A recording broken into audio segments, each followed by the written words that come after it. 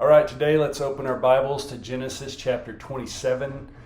This is the story of Jacob and Esau. When Rebekah learned that Isaac was preparing to bless Esau, she quickly devised a plan to trick him into blessing Jacob instead.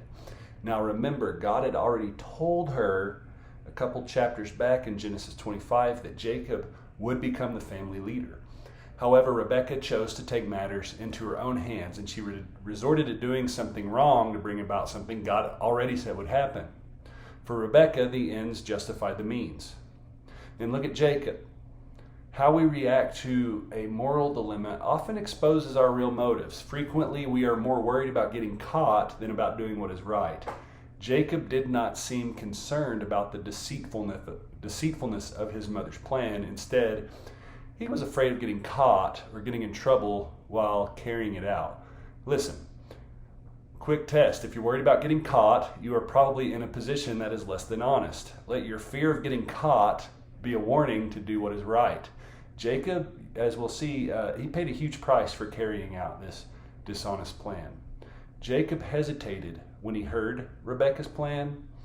Although he questioned it for the wrong reason, fear of getting caught, he protested, and therefore he gave her one last chance to reconsider. But Rebekah had become so wrapped up in her plan that she no longer saw clearly what she was doing. Sin had trapped her and degraded her character. Also, many of you are probably wondering, what's the deal with this blessing thing?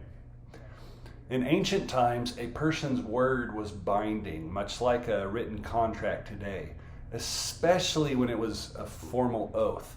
This is why Isaac's blessing was irrevocable. Before the father died, he performed a ceremony of blessing in which he officially handed over the birthright to the rightful heir. Although the firstborn son was entitled to the birthright, it was not actually his until this blessing was pronounced.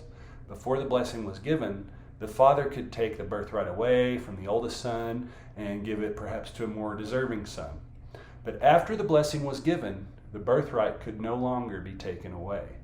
This is why fathers usually waited until late in life to pronounce the blessing. Although Jacob had been given the birthright by his older brother years before, he still needed his father's blessing to make it binding. In closing, although Jacob got the blessing he wanted, deceiving his father cost him dearly. These are some of the consequences of the deceit. First, he never saw his mother again. Second, his brother wanted to kill him. Third, we will see that he is deceived pretty soon by his uncle Laban. Fourth, his family became torn apart by strife.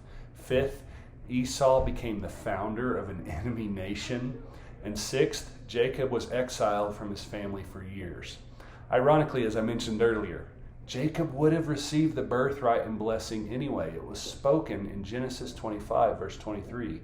Imagine how different all of this could have went had he and his mother waited for God to work in his way and in his time. Let's be those who wait on the Lord, who trust, and who believe his promises. Peace be with you.